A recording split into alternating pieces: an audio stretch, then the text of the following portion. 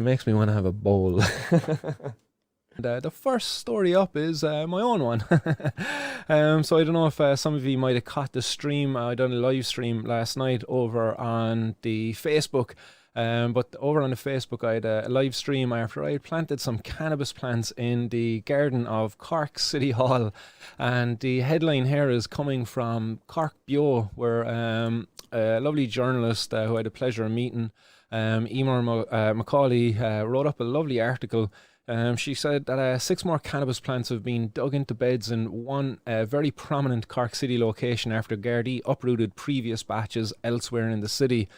She went on to say that the distinctive stalks were spotted early this morning in the flower beds in Cork City Hall as a local cannabis activist continued his guerrilla gardening campaign.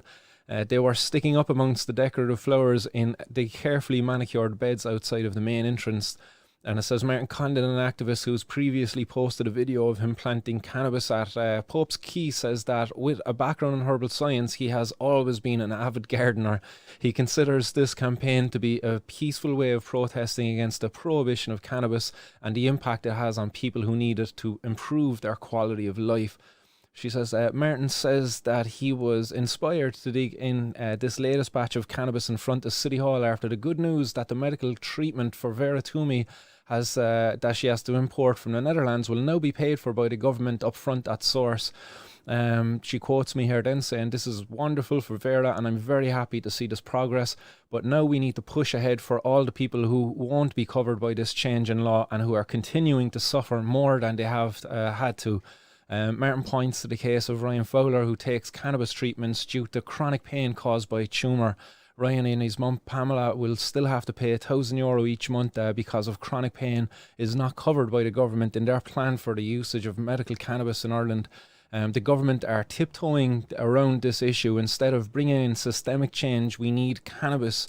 Cannabis should not be prohibited but regulated as alcohol is and used for research and treatment to help people who are suffering.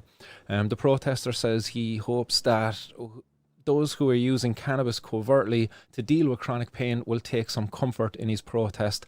And she quotes me here again finally in saying that at the end of the day, where is the harm in having a plant in a flower bed amongst other plants?